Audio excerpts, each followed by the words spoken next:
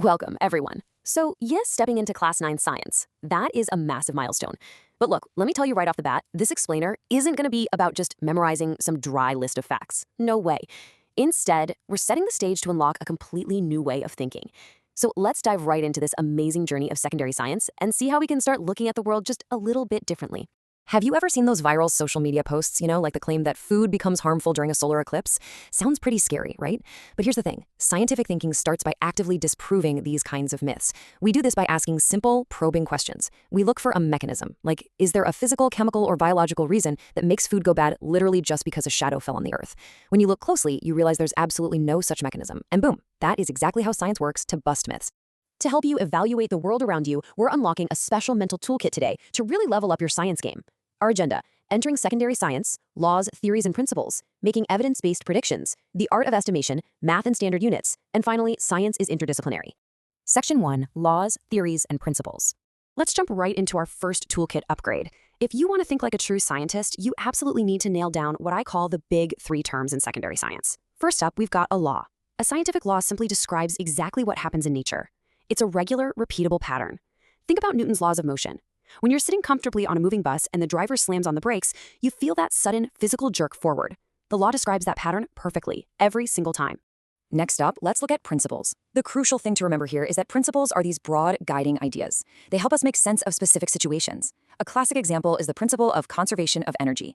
You'd apply this broad framework when, say, calculating how much effort it takes to climb a flight of stairs. It basically gives us a solid foundation to solve problems. And that brings us to theory. This is the one that tackles the deeper questions. A theory goes a step further than a law to answer the why. Why do those patterns we just talked about actually occur? Well, based on a massive mountain of evidence gathered over time, a theory provides a really comprehensive explanation.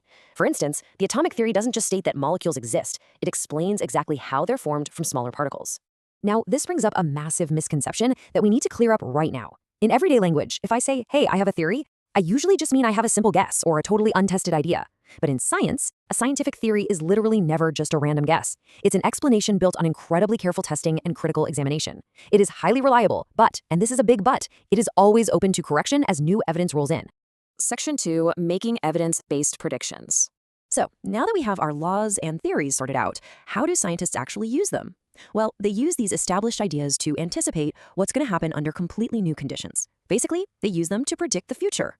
Let's test this out with weather forecasting. A bad scientific question is just a simple yes or no, like will it rain because the clouds look dark? That doesn't really give us much to work with. But good scientific questions, they look for measurable evidence and past patterns. Stuff like, what was the condition of the sky when it rained last time? Or, what's today's exact wind speed and direction? That is how you gather real data to make a solid prediction. But hey, we all know weather forecasts sometimes miss the mark, right? Why is that? It's simply because very tiny differences in the initial conditions, like a microscopic shift in temperature or wind, can grow over time and lead to a completely different outcome. It's kind of like a butterfly effect. But here is the secret. When a scientific prediction fails, it's not a weakness at all. It's actually just science correcting itself by listening to nature. Section 3, the art of estimation. Before you even think about touching a calculator or doing complex, exact math, learning how to make a rough estimate is going to be your absolute superpower. It helps you build intuition and spot glaring errors super early. For example, if I asked you how much rice would feed a family of 4 for a whole month, you don't need exact numbers right away. By doing a quick, rough estimate based on daily calories, you intuitively know that 100 grams for a month is way too little and a few tons is just ridiculously too much. This kind of rough estimation quickly tells us if an answer is even in the ballpark of being reasonable. Let's walk through a pretty fascinating example together, estimating your daily breathing volume. Step 1. At rest, you take about 12 to 15 breaths a minute. Step 2. Let's multiply that out. 60 minutes times 24 hours times roughly 14 breaths, that's roughly 20,000 breaths a day. Step 3. What's the volume? Well, think about a 2-liter party balloon. It takes about 4 to 5 breaths to fill it, so one breath is about half a liter. Step 4. Multiply that 20,000 by 0.5, and you get about 10,000 liters of air per day. Isn't that wild? Approximate reasoning like this is an incredibly powerful scientific skill. Section 4, math and standard units. Now let's tackle something a lot of students unnecessarily stress over. We really need to reframe how we look at mathematics and measurements in science. I absolutely love this quote from our source material. Mathematics in science is not meant to be a hurdle. Instead, it is a language that helps us think more clearly about the world. So the big takeaway here is, please don't let the equations intimidate you.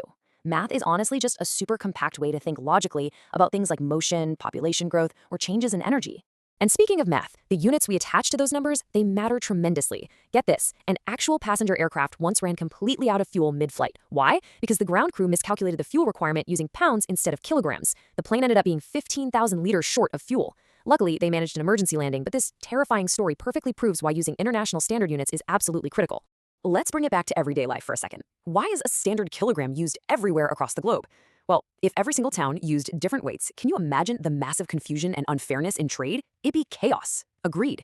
International measurements ensure fairness when you're just down at the market buying vegetables, and they allow scientists across the world to compare their results without any confusion.